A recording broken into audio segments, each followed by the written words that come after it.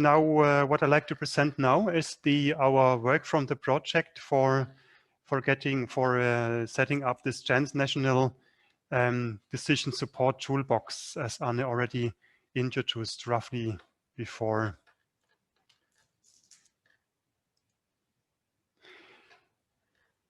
Okay, so probably I will just start with the short film we have made, a short movie which is explaining this decision to support toolbox. So I will just now write new start.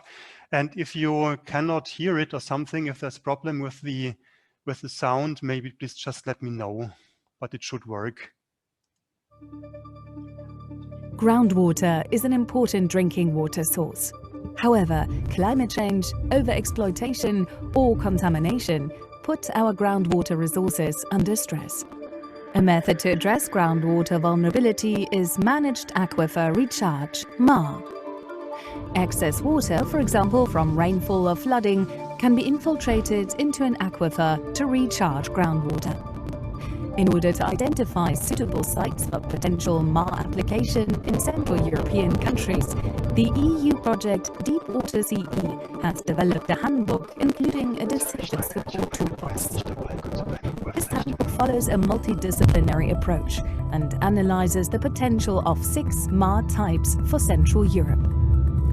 In a first step, the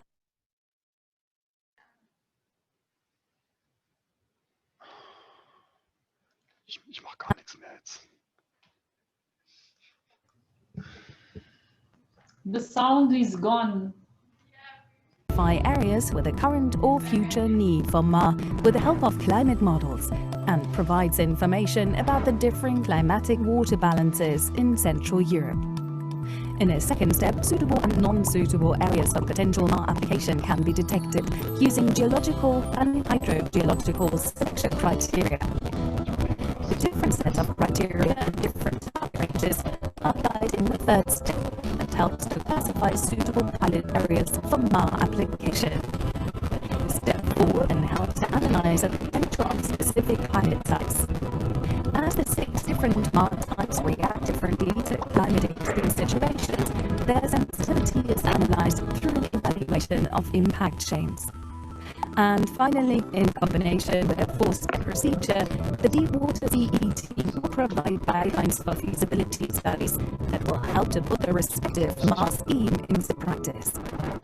With this research support, the potential of MAR can be used more efficiently to ensure a variety of water supply options in the future and to meet our water needs.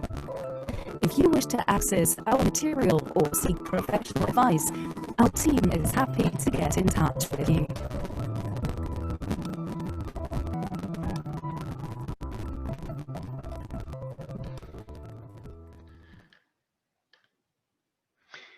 Okay, so this was an overview in this little film about that, and we will also upload the link to this, right? So then you can also just access it then via the chat. So in the chat for this webinar, you can find then also the link for this little movie introduction. Okay, so let's start with the structure of the decision support toolbox.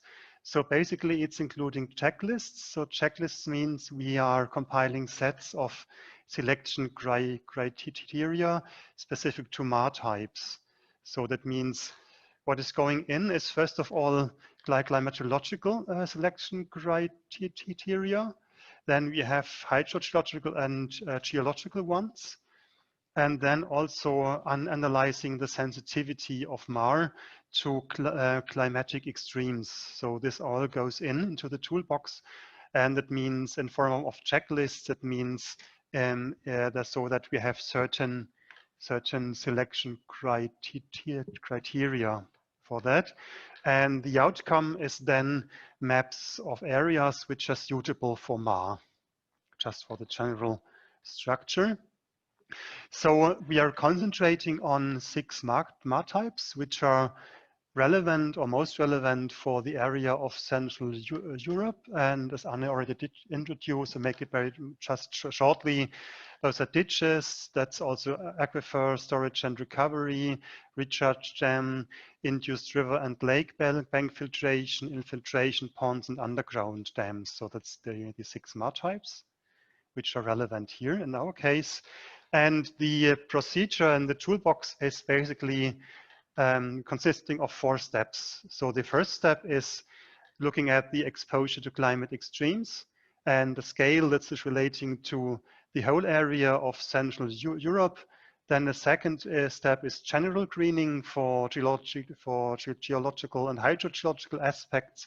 That's then on the country or region level. The third step goes more into details. So this is a specific screening with respect to geology and hydrogeology, and that's on the pilot area level, meaning at sub-regional scale. And finally, at the 4th steps, that's looking at the sensitivity of MAR towards climate extremes. And this is on the pilot side scale. There's something to say about this 4th step. So this last point, 3 points that you can see here, that's not subject of this handbook, but on the next working step. That's a part of the feasibility study, which is underway at the moment. And looking at if it's NAR specific or not. So the first step, that means evaluating how is the exposure to climate extremes that is not MAR specific, but for the whole area of Central Europe. Then the second steps and third and fourth steps, these are then all MAR specific. Maybe just to explain a bit, for the first step here, we see, do we need MAR at all, right? Due to climate reasons, that means climate change, climate exposure. Then the second step and the fourth step is to identify suitable areas there where the implementation of the 6 MAR streams could take place. Then the third step is to get more into detail. That means we are looking at more into detail where this could be applied. And the fourth step is then going into the site scale to summarize that. Starting with the first step of exposure to climate extremes. So here we are looking at the expected water demand, which is changing due to climate crisis. So here we are looking at climatological data and modeling data, which is available for our area of Central Europe. The key climatological parameters are temperature, precipitation, potential evapotranspiration, and based on those 3 parameters, the so-called climatic water balance is calculated, determined.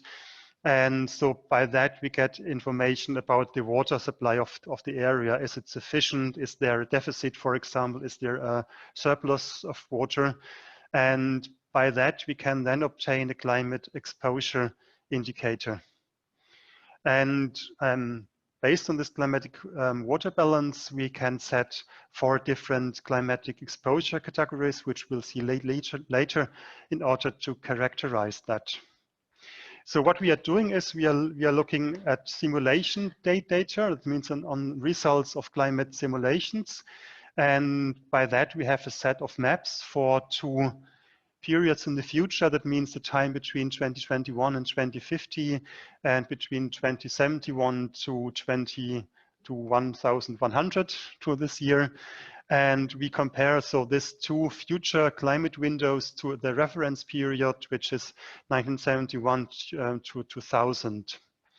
And the maps are expected to present the change of mean temperature, the change of mean precipitation, and also of potential evapotranspiration, and also the resulting climate exposure.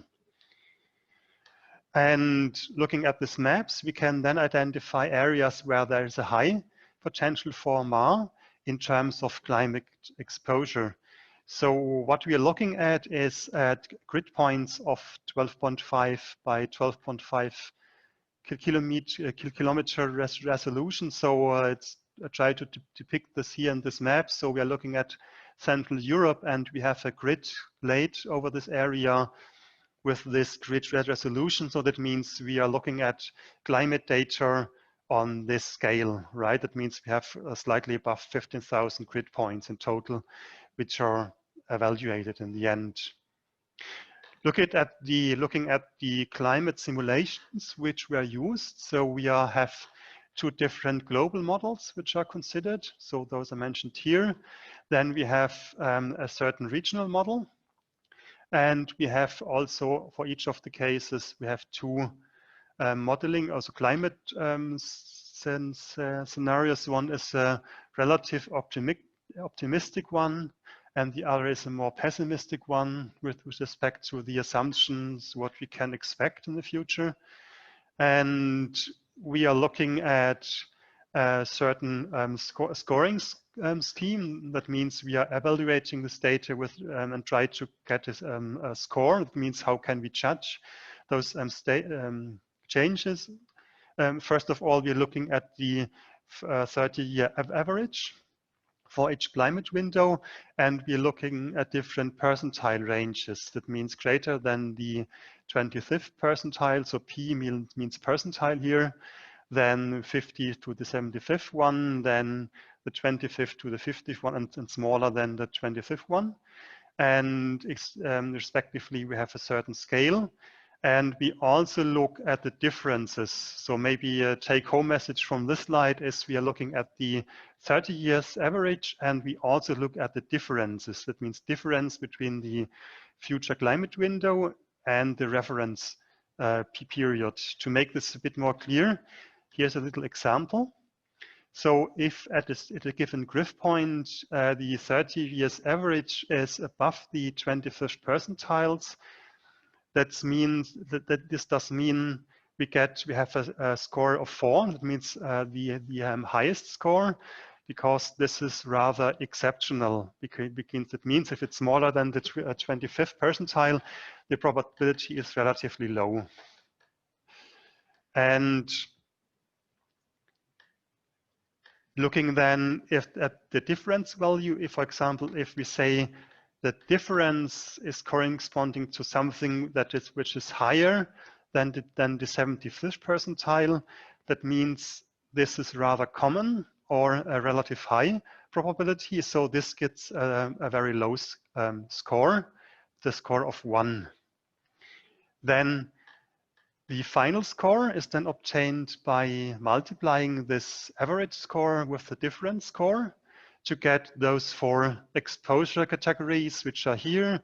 That means slightly, moderately, highly, and extremely exposed. Going back to our example, so we had before 4 for the average, 1 for the difference, and 4 times 1 is then 4. So that's our final score. That means in this example, we would just be in the slightly exposed range in order to get that. So here you can see the modeling results for the different cases. So here you can see the results for the climate window of 2021 to 2050, and with the 4 different simulation cases, as I have presented before. And so here you can see the distribution of the different exposure scales, right? You can see here in dark blue, dark red, you can see it's extremely exposed, and then the lighter the color gets, the less exposed it is. And you see here, especially in the southeastern area, if you look for this example, for example, here, the first example, it's maybe in particular high, and in the other examples, it's here in this region. And this is how you can look at these maps. So this slide now shows the later climate window. That means 2071 until the end of this century. And you can see it just switching forth and back. And so you can see here how more extreme, let's say, the climate crisis results more or less get. So it's very a very high effect you can see for this scenario here, that where we have a high proportion of areas where we have to accept that those are expect that's what I'd like to say, that we have a high exposure. Now looking at maybe an example, so what you can see here is the site, so this study site in Slovakia, That's the Podunajskaya lowland. That's in the southwest of Slovakia. Here you can see the map of Slovakia where this study site, this pilot site is located. And here is an aerial map of that. So that's close to this river here. And we have here different system of channels which are intended to be used with respect to MAR. And now, if we now go back to our climate simulations, you can see, to the climate simulations. So the study area is located here and indicated in this yellow area you can see here. It's probably a bit difficult to see. So here's just a bit zoomed into that, or not zoomed, but just picking up one of those, maybe the most extreme modeling result you can see here. So this study area is then indeed in a region where we have to expect extremely high exposure to climate extremes. And so this just indicates an example of how those climate simulations in the context of our project can be used. And the second step is now the general screening with geological and hydrogeological selection criteria. So what is done here is that we are starting with an investigation area on the country level or on the regional extent. And here we are looking at the geological and hydrogeological conditions. And that means we are looking at have a more general view. Also with respect to which selection criteria we have for characterizing the MAR suitability. And this is done then in checklists. And using these checklists, then also maps are created in order to identify areas which could be suitable for MAR and others which are not suitable for MAR. So we have then those two maps where we have indicated those two, suitable or not, or unsuitable then here. And here you can see the general scheme for our general screening and for the specific screening. The general one is what we have talked about right now.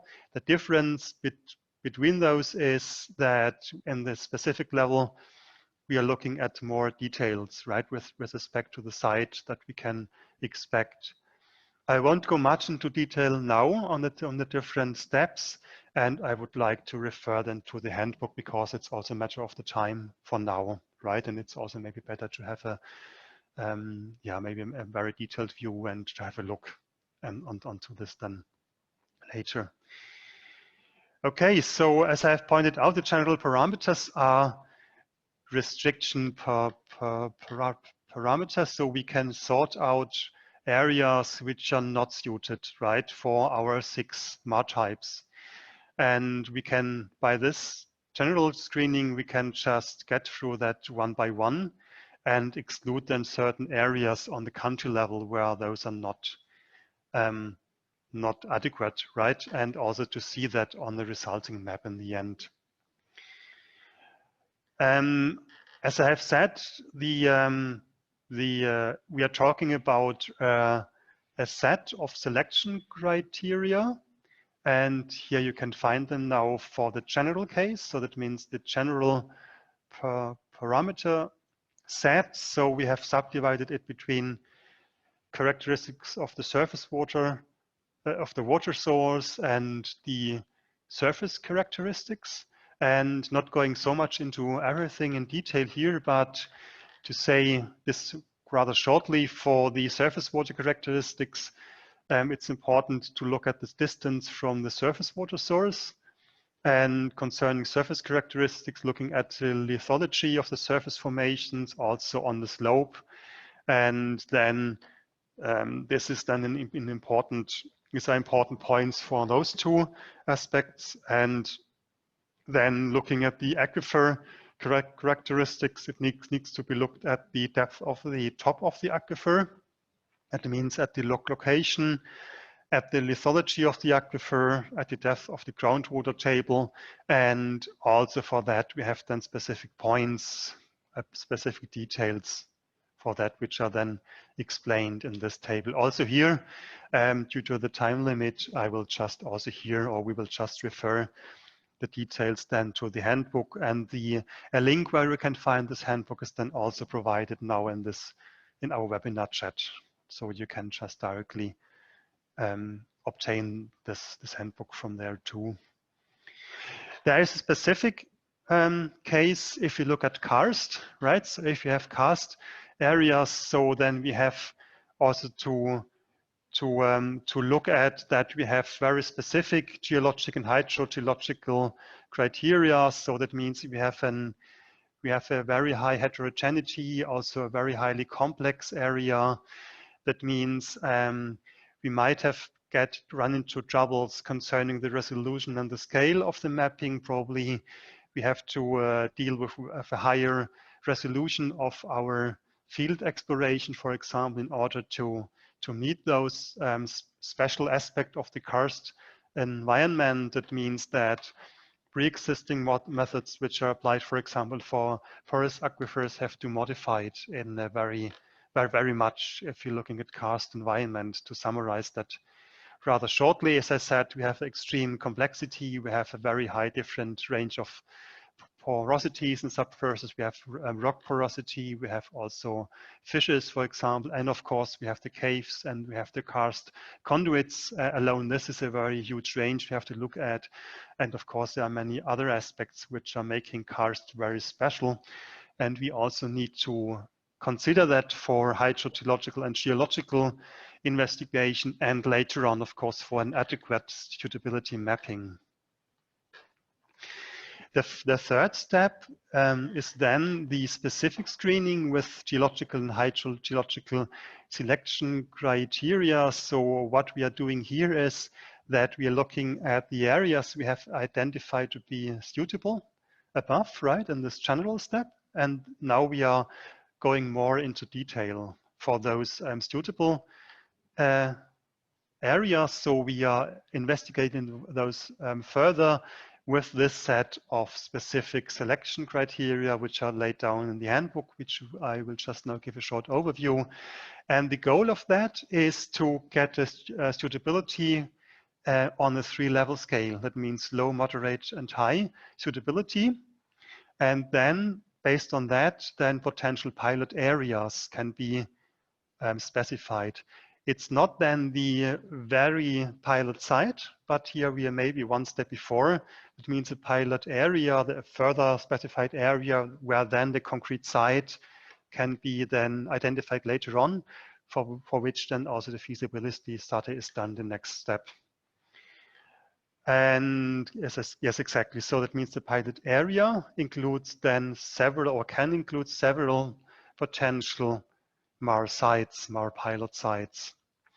In the steps, it's then also meaningful and important to also give a relative weight, right? So we have a range of different selection criteria, and some of them might probably be more important than other ones. So it makes sense to give them a relative weight, and also to reflect that later on in our checklist, because it's not evenly distributed usually. And so with this different weight, we can give a more realistic estimate of the final suitability. So that means, again, here we are, of course, looking specifically one by one for our 6 selected MAR types. And that means we can then examine to what extent those 6 MAR types are feasible or are suitable for our screen areas, which have been designated generally suitable, right? To summarize it probably like that.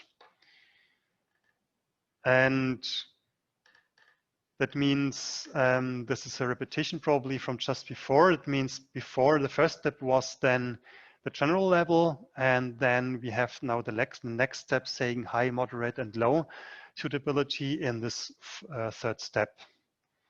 And those are based on that, we can then say, okay, which areas are most promising for our to apply our MAR technology, then of course we would maybe first concentrate on the high suitability area, but but then later on it might turn out maybe that's not feasible, or there are some disadvantages, and we can also go then as a next step to the moderate level, right, to the moderate suitable areas, and continue there with that.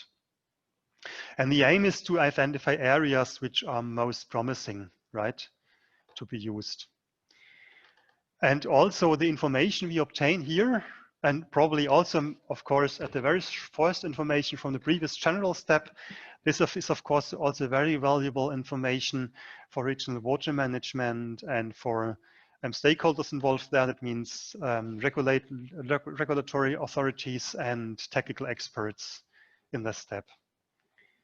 So as I said before, shortly, we have to give a weight, right? We have our different there's a different specific parameters, and we have to assign a weight to each of them. So, and here we are applying the methodology of the multi-influencing factor, which is then implementing this weighting.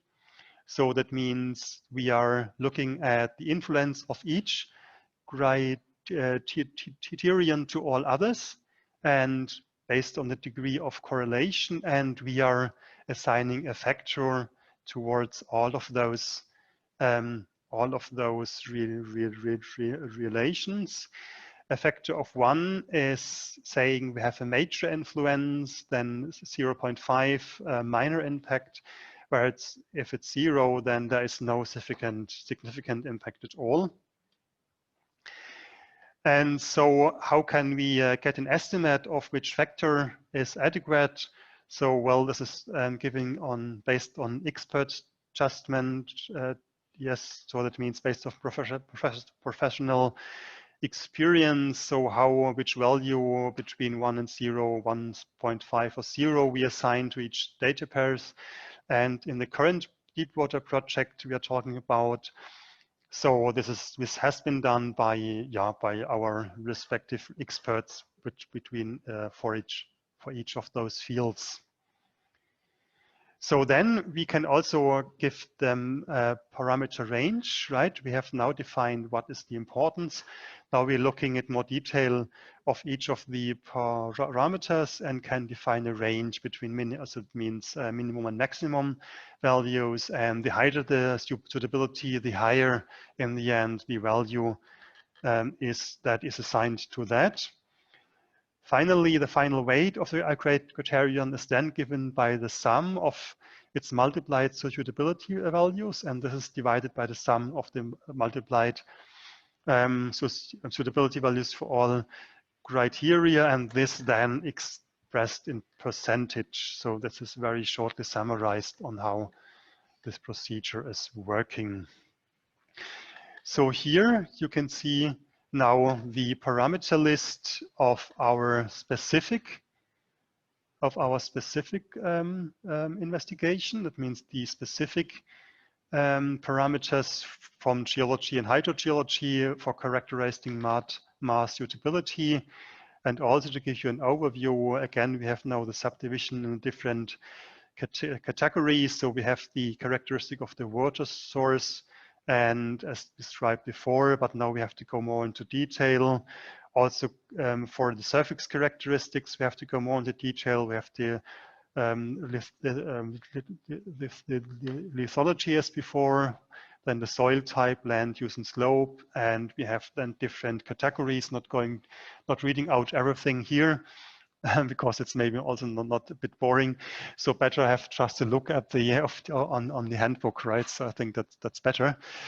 And also to be quite short here, the aquifer characteristic parameters are also now, there are more, right? If we compare the specific one now to the general one, there are simply more confinement of the aquifer thickness, depth, and so on. Also storage coefficients, I won't go mention all now. And also there are also some explanations about this given in the handbook. That means which values exactly, how this might be subdivided, and so on is given there, just to summarize that. The fourth step and final step now is the feasibility study for selected pilot sites. And that means what is done here is that MAR scheme implementation is investigated here, right? It means for a pilot site. So the feasibility study comprises an analysis of the sensitivity. That means how sensitive are MAR schemes to climate extremes.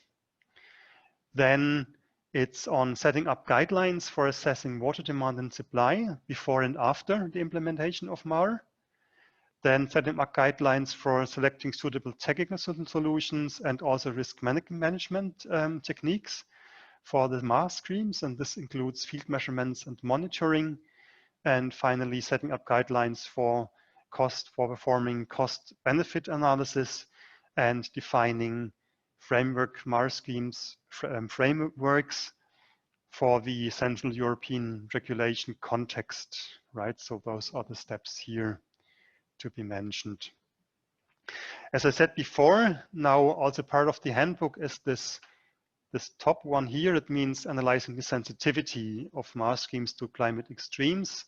So some details I will give now on that.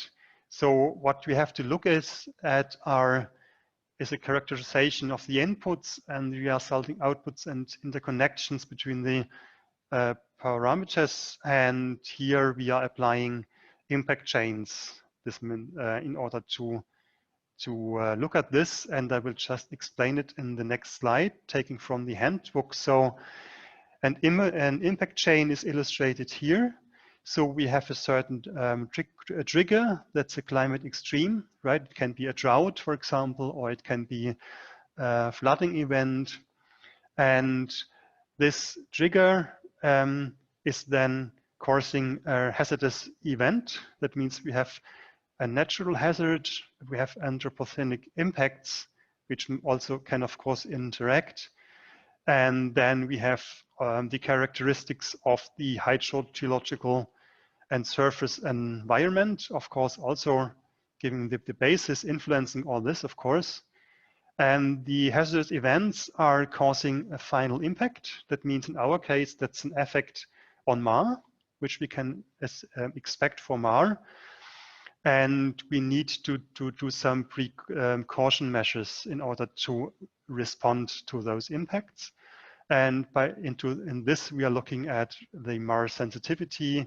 And again, here in our context in the project, sensitivity means maybe indifferent to what is used in the mathematical context.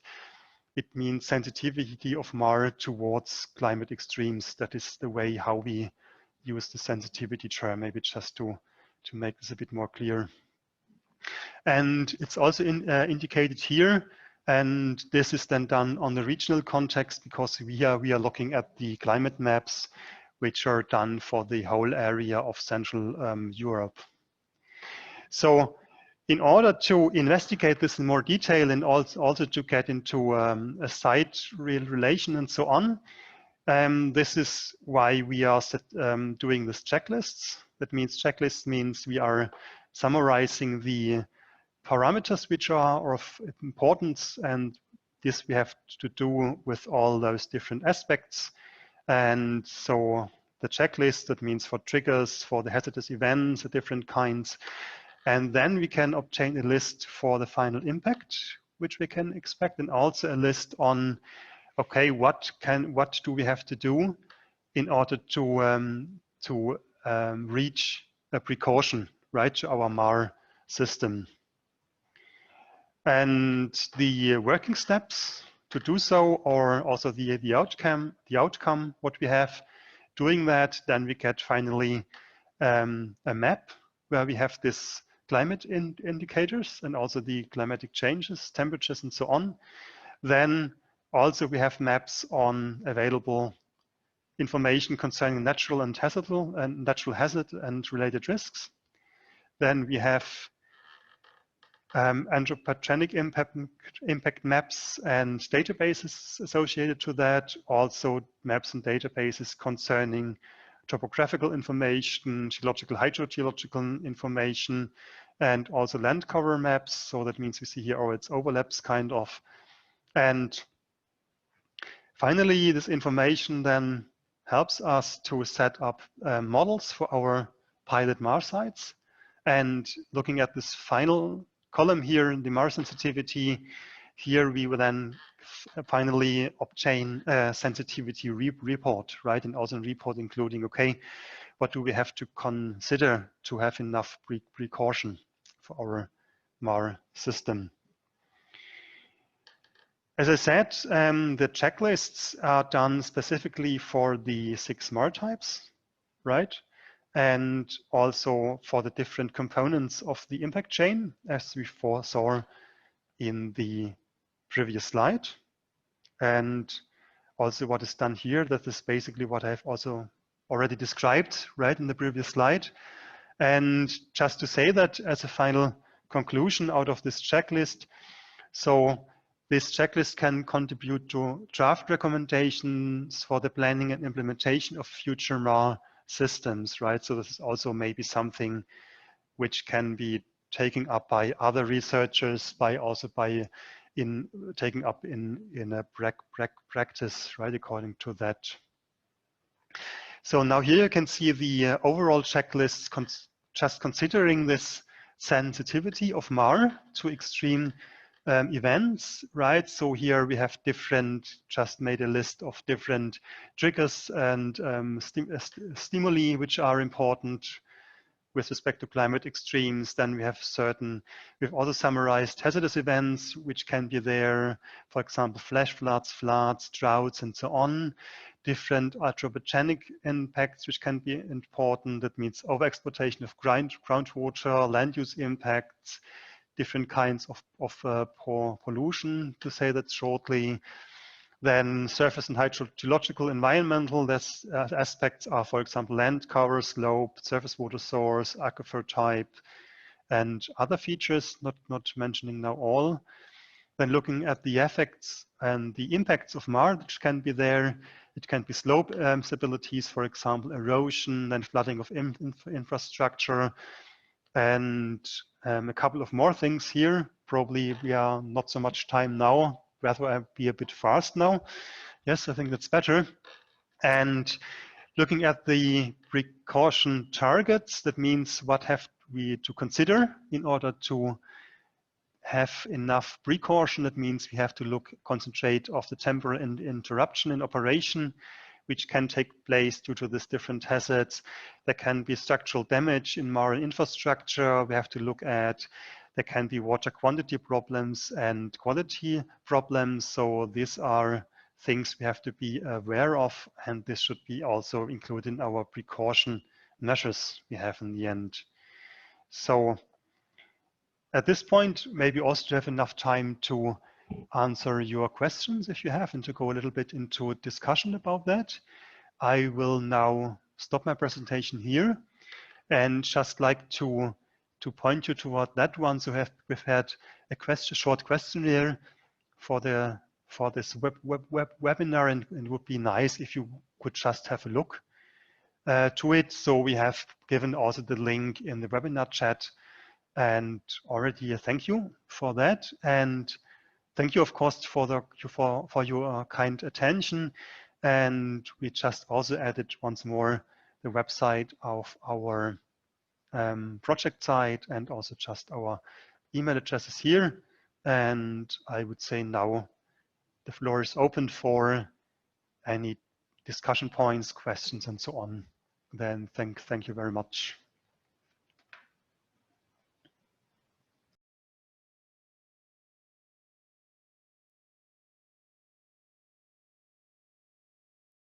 Do you have any questions or points to raise? Yeah, I have a question. Danny, can you hear me? Yes, sure. I didn't listen well to the first half of the lecture. I had something, but from the second, I just want to make sure. When you're talking about the sensitivity of the MAR operation, it seems to me you're talking more about the sensitivity of the infrastructure of the infiltration pond or dam or etc. As if there would be more floods, yeah, so there's some sensitivity, but not on the sensitivity of the general need for more. Because I see like a situation where I saw the maps. You see in the southeast, there's high sensitivity to climate to MAR from the climate change. But maybe in these areas, let's say the climate change, the models say there will be 10% reduction in precipitation in the lowland area, but in the mountains or further in the north where the source water of the rivers are, there won't be less precipitation. That means the natural recharge to the aquifer will reduce, but maybe the surface water will not reduce. So the general conclusion is that the demand for managed aquifer recharge will increase. That means climate change is positive with MAR operation in this type. And I think dealing with the specific, very site-specific or specific sensitivity of infrastructure, it's not a MAR question, it's a general question. All infrastructure will be affected by more flooding. So I don't, can you explain more what do you mean by MAR sensitivity? Yes, thank you very much. That's indeed very interesting points. Yes, to look at, okay, what about the risk of, yes, is the operation really then needed or something like that, right? If I got you right, or how is it really interacting with the consequences of climate change, right? And to see whether it's interacting also with the need and so on. That's really a good point. But I maybe just trying to explain how the sensitivity, what it was intended behind that. So it was basically also we tried to look at the starting from the what is the climate extreme, and let's say what negative consequences it can have for the society, or that means for example for water need, right? That means probably so it was intended in that way, right? The saying, okay, it means we have hazardous events, including that, for example, we have an increase in droughts, for example. So we have to react to that. And this is interacting with a bad land management, for example, getting things even worse, right? So just as an example, and to see, okay, that's also probably here the sensitivity analysis is maybe not only with respect to the MAR installation, but maybe it's also with respect to the conditions, to the general conditions, and what needs to be done in order to meet that. So it's, at least in my understanding, it's not necessarily only restricted to a certain MAR use, but also to the general conditions. Okay, because generally I think the climate change is favorable for MAR. It's not we will need, like what Anna started her lecture, there'll be less natural recharge and we need more managed recharge generally. So, okay, so I think. Yeah, I was really. Maybe I can.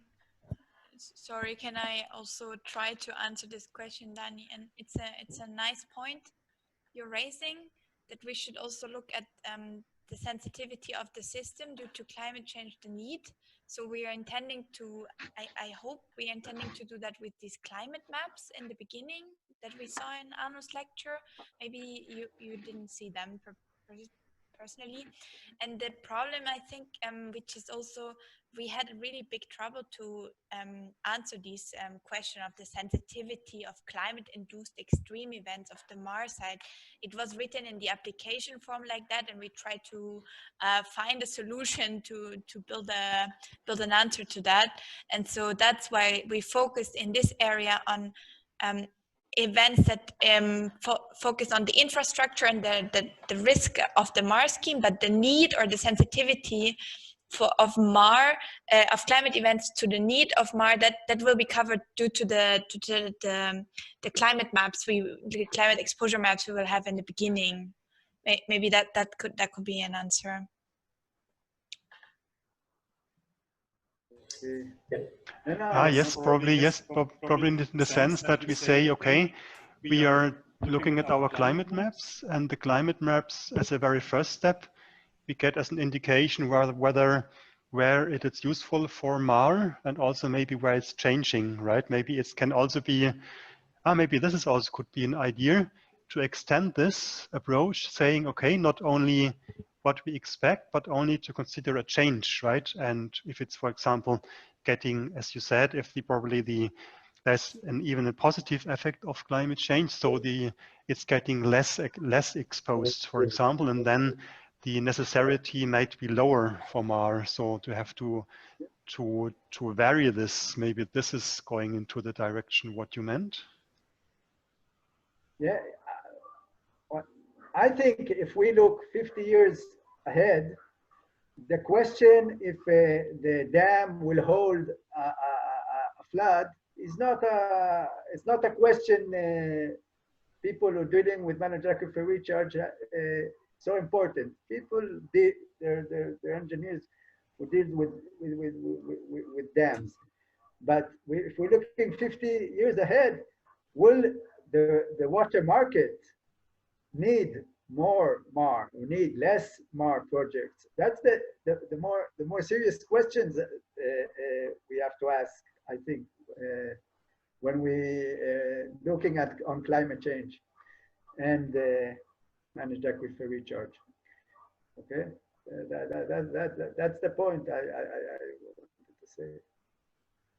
I was willing just to add something related to what you both have said, Arno and Daniel. I think that one thing that I would change in this type of approach, it was the cost benefit that it's mentioned in the slides by cost effectiveness. So it should be a cost effectiveness type of analysis, because not everything can you put in dollars, euros, or whatever. And the ecosystems dependent on groundwater will strongly suffer from what is coming. So we had in LANEC being the coordinator of a large project on climate change, Bingo project, that ended a couple of months ago. And it was somehow surprising to see that for these regions in Portugal, you have a large way of assessing what is going to happen precisely in this 2070, 2100. And the variability of the results is increasing, and it was Berlin that was developing the study. And it comes that we will not have a strong change in the precipitation. And that was a problem, because everybody was expecting to have a strong change, and then you know what to do, to save water, to do this. And it was the same, and the same was a problem, because you don't know what to follow. Expecting that if you have a problem, then you can, as engineering, run for a solution. The problem here is that the pattern of the precipitation that should be incorporated in this type of analysis, because you're going to see that the average can be the same, but the pattern is totally different. So you would have a large concentration of precipitation, and the soil will get wetter, so the overland flow will be much stronger, producing floods, and this floods should be converted in a source of water and not a problem. So the paradigm to change the floods in a source of water and not a problem. and then it comes the droughts, that's another problem. So you have floods, and that's good because you have a source of water. And through MAR, because the groundwater natural recharge will decrease 25% in the case studies that we have assessed here, will produce a reduction of natural precipitation to 40. So you reduce 25% of the precipitation and 60% of the groundwater recharge. Then, because you have classified in all your region of study that's in the picture there, the groundwater dependent ecosystems like those in Slovenia, in the Danube River, etc., you have to compensate the lack of groundwater recharge because the precipitation changed to the managed aquifer recharge because you still have the water, but the water is not infiltrating and is producing floods. So you reduce the floods, incorporating them in the water cycle so that the groundwater dependent ecosystems will not suffer, because you diminish the recharge, you diminish the groundwater level, and eventually the ecosystem will suffer. So we have the technology, we know what's going to happen. It's just a way of changing the perception of the actors, the environment agencies, that it's a must to do this. Otherwise, you are going to be in problems, really. And our models that I was teaching operational research in the university should be like a pre-posteriori type of analysis. So you are already in 2035, and you are seeing what those guys from 2020 were doing regarding what they know already, MAR. And so in 2035, you are saying those guys were stupid. They were not seeing the future because we are already there. So we have to convince them that if you don't incorporate this, also the ecosystem will suffer. And it's difficult to contribute for a price for the ecosystem.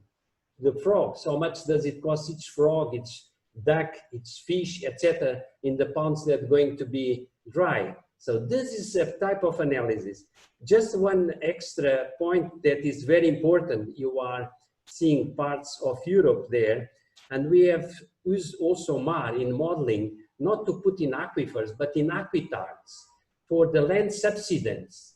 So in areas near Lisbon area, that we have the beer factory, Sagres, is over pumping, and then you have land subsidence. So we were seeing how to incorporate water there to slow down the subsidence near the estuary. And in Venice Lagoon, in Miami, in Shanghai, you have also this problem. So MAR can be used also as a compensate to the groundwater that we have over-extracted, but you are able to put it again there to reduce the land subsidence. And this is another way of using this for environment, not just for human supply.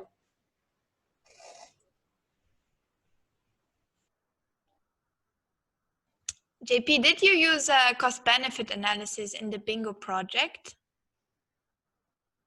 They were more related to see the awareness of the people and also a strong interactions with the environments, so the soil type. But we have done also the type of mathematical model, groundwater, surface water in the estuary of the Tagus, but also for Crete, for Norway, a lot of different countries with different types of problems. We have done that in a Portuguese-sponsored project in Algarve, in southern Portugal, trying to see what is coming, and not just for groundwater, but also for surface water. So having your mapping, where you see that you will have an increase in water surface, but the time of the presence, the travel time is something important. Travel time on the ground and travel time downwards, okay? Because if you are putting the water and it's going away in weeks and you need the water in 1 year, so it's not effective to have the MAR there in the karst areas, for instance. So we have done this using also in MARSOL the GABA IFI, so the facility infiltration index that we have developed before. So we have a similar type of approach that I can send, or Annette can send to you, is the GABA IFI type of thing. It's very similar to this one, yep. But we have an extra parameter that's the travel time from your input to the outflow. So if you are in a coastal area, you have to see how long the water will stay inside and available for extra pumping, okay? So the travel time is something that's, and also forecast. This is absolutely important. All right. That's very nice input, because the next step would be to do the feasibility study of the selected sites based on this toolbox here. So if we can add some points maybe to the feasibility study. In the moment, we're trying to add the cost-benefit analysis. Actually, our expert just left, so otherwise we could have asked her about it. So I would be really, or we would be really interested to read about your approach. I think we could learn from it, and maybe it will help us to design the feasibility study. Thank you.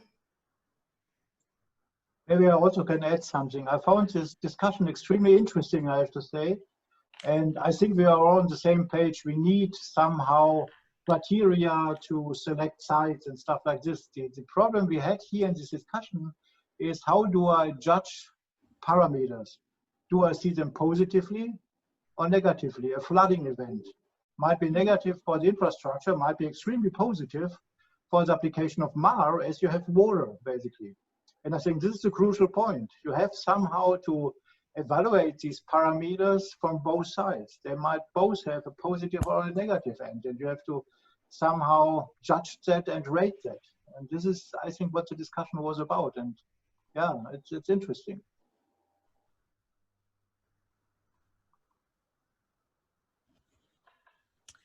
Yeah, good point. Yeah, well summarized. Yeah. Yeah, we will maybe in towards this direction in the feasibility study. We are thinking very much to do a risk assessment and a hazard, identify all the hazards, like a hazard for like an economic hazard that could be related to a flood, or a technical hazard for a flood, but it could also be a benefit, which we could put in the cost-benefit analysis. So yeah, it could be multi-dimensional, one aspect, yeah. Yeah, and just looking at negative and positive points, yeah, I think this is something which could very much improve and extend our approach also, yeah. So this is something we not probably something to focus on too, yeah. Some other question, maybe one. Time is proceeding.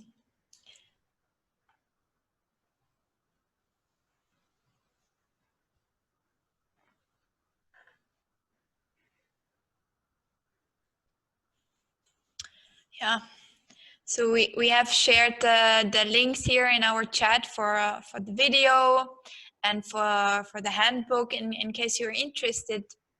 And as we're doing this Interact project, we also have this communication package. So in the end, we have to provide this survey or the questionnaire of how you liked our webinar and what you wanted to, maybe what we can change in the future.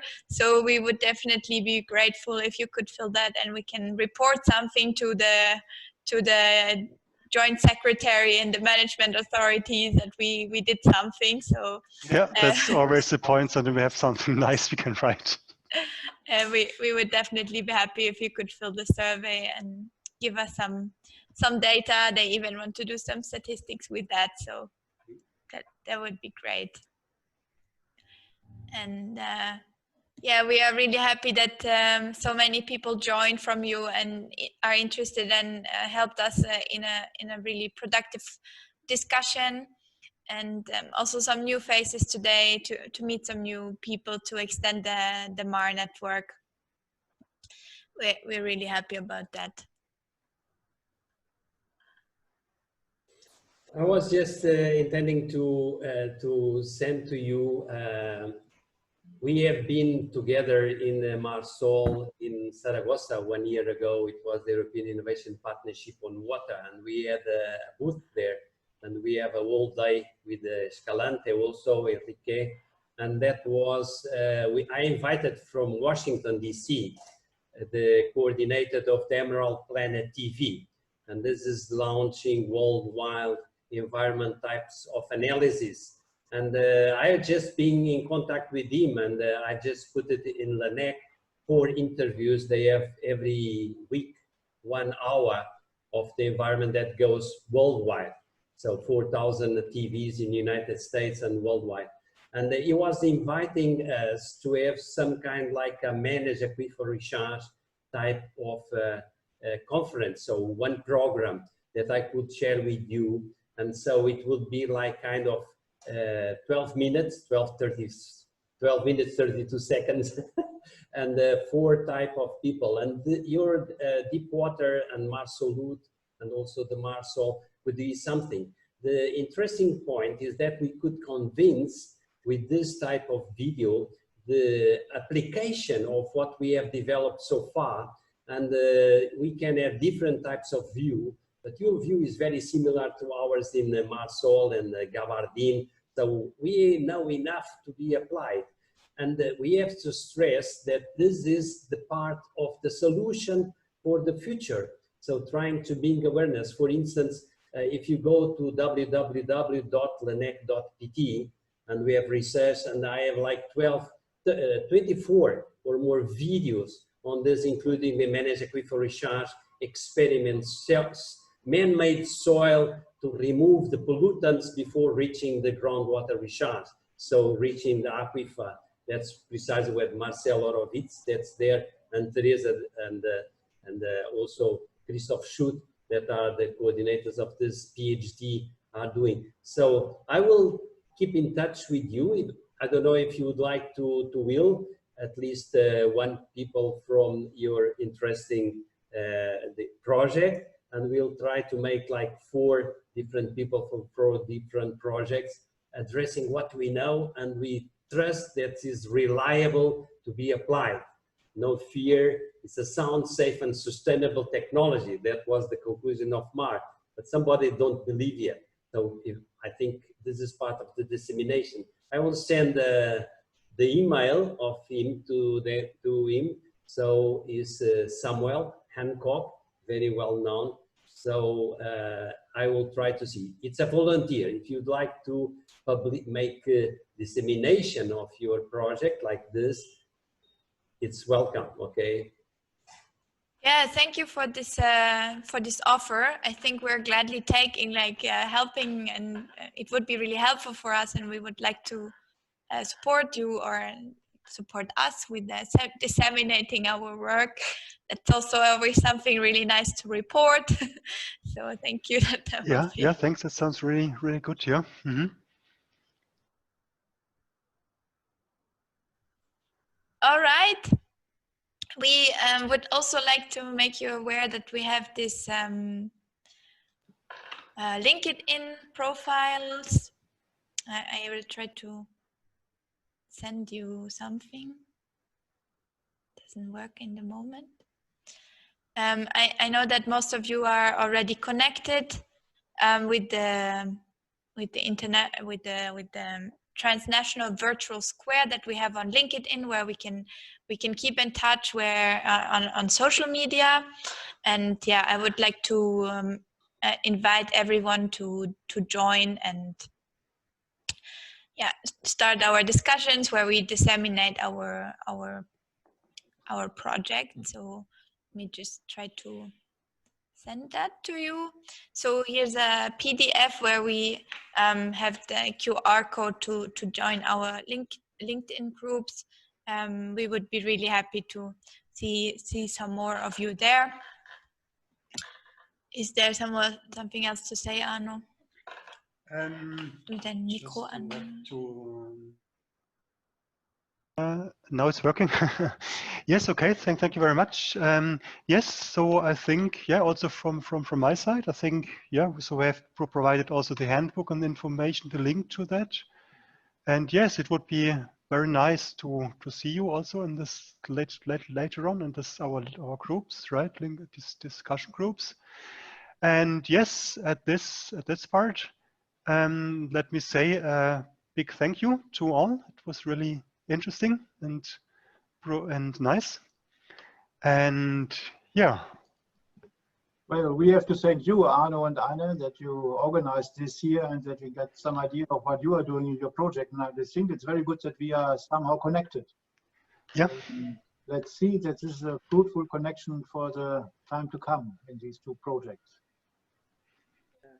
Also, the Marsalut seminar, I would like to thank you. You filled in another week of a Marsalut seminar, and it was, even though let's say the first lecture was pretty basic, but you know, things you hear 6 times, you know better than you hear them 2 times. So Yeah. we learn, even if we already heard it, we learned again. So thank you. Thank you, Danny, for the word. Thanks. Okay, so goodbye to everyone. Thank you for the time in this afternoon. Bye-bye. Okay. Keep safe, keep safe. Bye. Be safe. Yeah, safe. Bye. Thank you very much. Bye. Bye.